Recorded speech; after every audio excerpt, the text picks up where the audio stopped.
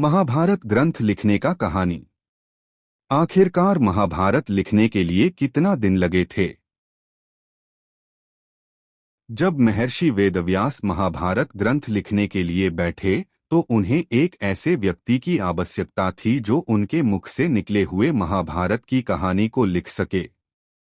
इस कार्य के लिए उन्होंने भगवान श्री गणेश जी को चुना। भगवान श्री गणेश जी भी इस बात के लिए मान गए, पर श्री गणेश जी की एक शर्त थी कि पूरा महाभारत लेखन के दौरान एक पल के लिए भी बिना रुके हुए महाभारत को पूरा करना होगा। श्री गणेश जी बोले, अगर आप महाभारत बोलते बोलते एक बार भी रुकेंगे तो मैं महाभारत लिखना बंद कर दूंगा। महर्षि वेदव्यास ने भगवान श्री गणेश जी की इस शर्त को मान लिया।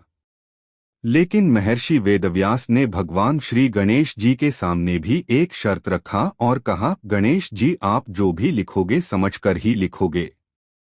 भगवान श्री गणेश जी भी उनकी शर्त मान गए। दोनों महाभारत के महाकाव्य को लिखने के लिए बैठ गए। महर्षि वेदव्यास जी महाकाव्य को अपने मुहर से बोलने लगे और भगवान श्री गणेश जी समझ-समझकर जल्दी जल्दी लिखने लगे। कुछ देर लिखने के बाद अचानक से भगवान श्री गणेश जी का कलम टूट गया। कलम महर्षि वेदव्यास के बोलने की तेजी को संभाल ना सका। भगवान श्री गणेश जी समझ गए कि उन्हें थोड़ा से गर्व हो गया था और उन्होंने महर्षि वेदव्यास के शक्ति और ज्ञान को ना समझा। उसके बाद भगवान श्री गणेश धीरे से अपने एक दांत को तोड़ दिया और स्याही में डूबाकर दोबारा महाभारत की कथा लिखने शुरू किए।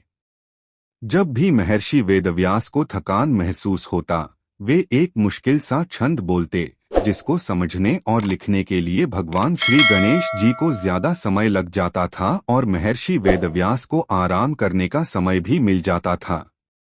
महर्षि वेदव्यास जी और भगवान श्री गणेश जी को महाभारत लिखने में 3 वर्ष लग गए। ऐसे मजेदार कहानी सुनने के लिए हमारा चैनल स्टोरी स्टारडम को लाइक और सब्सक्राइब करिए। धन्यवाद।